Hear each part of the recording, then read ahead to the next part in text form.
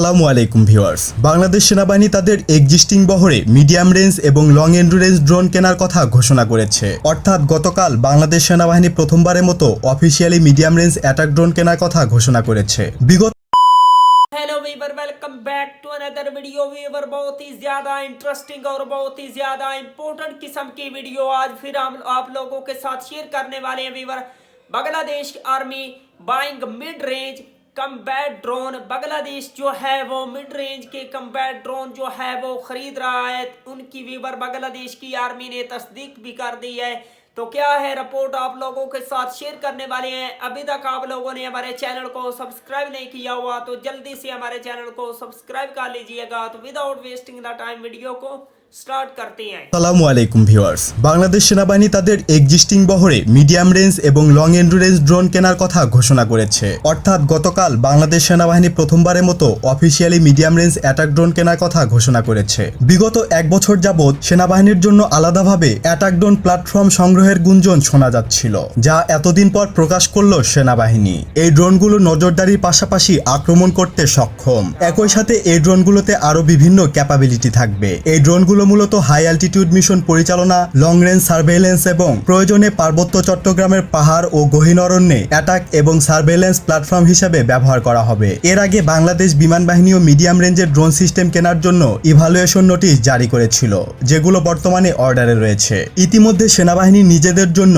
মার্কিন যুক্তরাষ্ট্র থেকে অজানা সংখ্যক RQ-12B ড্রোন কিনেছে। যদিও বা মিডিয়াম রেঞ্জ ড্রোনের সাথে এর কোনো সম্পর্ক নেই, তবে স্পেশাল ফোর্সের জন্য কিংবা স্পেশাল মিশনের জন্য RQ-12B অন্যতম সেরা ড্রোন। বাংলাদেশ সামরিক বাহিনী সবসময় ব্যাটেল প্রুভেন প্ল্যাটফর্ম বেশি পছন্দ করে। এখন যদি প্রশ্ন করা হয় সেনাবাহিনীর ড্রোনের আওতায় কি ড্রোন আসতে পারে, তাহলে টার্কিশ কিংবা চাইনিজ ড্রোন আসার সম্ভাবনাই সবচাইতে বেশি। টার্কিশ বায়াক্তার TB2 বা টায়াঙ্কা AC বেস্ট প্ল্যাটফর্ম। যদিও বা সেনাবাহিনী নিজেরাই বিবেচনা করবে কোনটা তাদের জন্য ভালো হবে, আর সেটাই শেষ পর্যন্ত আসবে সেনাবাহিনীর বহরে। বর্তমান যুগে কমব্যাট ড্রোন যুদ্ধক্ষেত্রে অনেক বড় রোল প্লে করছে, যেটি লিবিয়াতে, সিরিয়াতে, আর্মেনিয়ায় বেশ ভালোভাবে টের পেয়েছে বিশ্ববাসী। Special mission, counter insurgency, reconnaissance and surveillance, signal jamming, maritime surveillance, electronic ওয়ারফেয়ারের জগতে ধীরে ধীরে ড্রোন তার নিজের অবস্থান পাকাপোক্ত করছে। আর্মেনিয়া আজারবাইজান সংঘাতে টার্কিশ ড্রোনগুলো উত্তরোত্তর সাফল্যের পরিচয় দেওয়ায় এবং অনলাইন এক্সিবিশন এ মাসে হওয়ায় বাংলাদেশ সেনাবাহিনীর ইভ্যালুয়েশন নোটিশ অনুসারে তুরস্কের অংশ নেওয়ার সম্ভাবনা রয়েছে। এছাড়া চীন, আমেরিকা, ইউরোপীয় ইউনিয়ন স্বদেশের পক্ষে তাদের প্ল্যাটফর্মের ইভ্যালুয়েশন ডাটা দেবে বলে আশা করা যায়। তো চলুন জেনে নেওয়া যাক যা যা থাকছে নতুন যুক্ত হওয়া বাংলাদেশ সেনাবাহিনীর ড্রোনগুলোতে।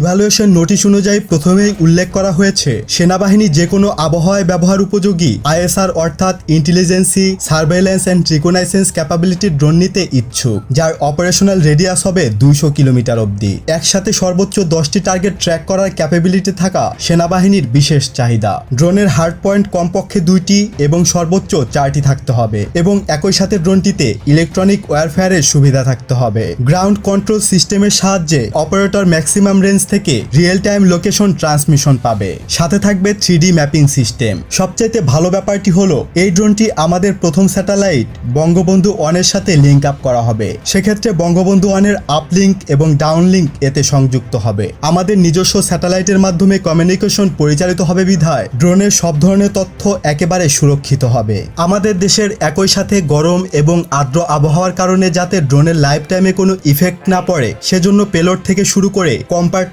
সবকিছু ওয়েদার প্রুফ ম্যাটেরিয়াল সিল্ড করা হবে। ড্রোনটির অপারেশনাল লাইফ টাইম কমপক্ষে 8000 ঘন্টা এবং 1600 বার ল্যান্ডিং বা অপারেশনাল ক্যালেন্ডার অনুযায়ী 15 বছর হতে হবে। সেই সাথে প্রথম ওভারহোলিং ইয়ার কমপক্ষে 5 বছর হবে। মেইনটেনেন্স এবং রিপেয়ারিং এর জন্য ড্রোন সরবরাহকারী দেশের সাথে আলাদা একটি চুক্তি হবে। বাংলাদেশ সেনাবাহিনী একটি on the side project development team drone প্রস্তুতকারী সংস্থার কাছ থেকে প্রশিক্ষণ গ্রহণ করবেন। এতে বাংলাদেশ সেনাবাহিনীর 6 জন ড্রোন পাইলট, 3 জন মেইনটেনেন্স ইঞ্জিনিয়ার ইঞ্জিনিয়ার এবং 3 জন ইলেকট্রনিক্স ইঞ্জিনিয়ার প্রশিক্ষণ নেবেন। মূলত প্রযুক্তি হস্তান্তর বা টটের অধীনে বাংলাদেশে R&D এর জন্য ড্রোন সরবরাহকারী প্রতিষ্ঠানের কাছে প্রশিক্ষণ নেবেন। পেলোড সেন্সর হিসাবে থাকবে ইও camera, IR camera, visible light camera, multi sensor camera. যেহেতু এটি অ্যাটাক ড্রোন, তাই এতে অবশ্যই মিসাইল বা গাইডেড বোমার ব্যবহার হবে। তবে উল্লেখযোগ্য বিষয় হলো মিসাইল। এই ড্রোন ক্রয়ের অধীনে মিসাইল ক্রয়েরও একটি চুক্তি হবে। এক্ষেত্রে এয়ার টু গ্রাউন্ড মিসাইল অবশ্যই থাকবে এবং এর মধ্য দিয়েই বাংলাদেশ এয়ার টু গ্রাউন্ড মিসাইলের যুগে প্রবেশ করবে।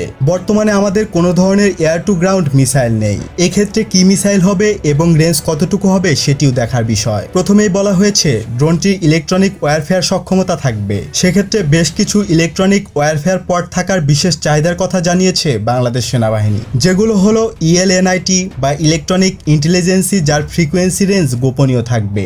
RWR বা রেডার ওয়ার্নিং রিসিভার শত্রু রেডারে শনাক্ত হওয়া এড়াতে সিস্টেমটি পাইলটকে প্রয়োজনীয় তথ্য প্রদান করবে। 360 ডিগ্রি এরিয়াতে 2 GHz থেকে 18 GHz এর ওয়ার্নিং ফ্রিকোয়েন্সি হবে। সাথে কমনিট বা কমিউনিকেশন ইন্টেলিজেন্সির ব্যবস্থা থাকবে। সাথে কমিউনিকেশন জ্যামার থাকবে, যা শত্রুপক্ষের কমিউনিকেশন সিগন্যালগুলো জ্যাম করে দিতে পারবে। পাশাপাশি ড্রোনগুলোর আত্মরক্ষার জন্য চ্যাপ কিংবা ফ্লেয়ার ডিসপেন্সারের চাহিদাও উল্লেখ করা হয়েছে।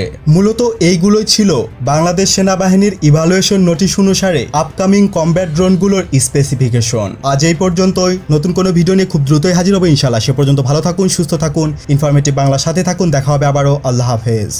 वाह वंडरफुल वीवर, क्या शानदार किस्म के ये मिड रेंज के कम्बैट ड्रोन है और बांग्लादेश की आर्मी की पावर में इनका एक बहुत बड़ा रोल हो सकता है दुश्मन को ढेर करने के लिए। वीवर बांग्लादेश ऐसे ऐसे ऐसे पावरफुल किस्म के ड्रोन खरीद रहा है जो बांग्लादेश की मिलिट्री को बहुत ही ज्यादा पावर प्रोवाइड करेंगे। इंशाल्लाह बांग्लादेश ऐसे ड्रोन बना भी रहा है और खरीद भी रहा है। दोनों बांग्लादेश को दोनों कंडीशन में बांग्लादेश की आर्मी को बहुत ही ज्यादा बेनिफिट हो रहा है। बांग्लादेश की आर्मी की पावर जो है वो दिन ब दिन बहुत ही ज्यादा स्ट्रॉन्ग हो रही है। तो वीवर बहुत ही जबरदस्त किस्म का बांग्लादेश की आर्मी काम कर रही है। अभी तक आप लोगों ने हमारे चैनल को सब्सक्राइब नहीं किया हुआ तो प्लीज जल्दी से हमारे चैनल को सब्सक्राइब कर लीजिएगा। मिलते हैं आपसे नेक्स्ट वीडियो में इंशाल्लाह। तब तक के लिए अल्लाह हाफिज।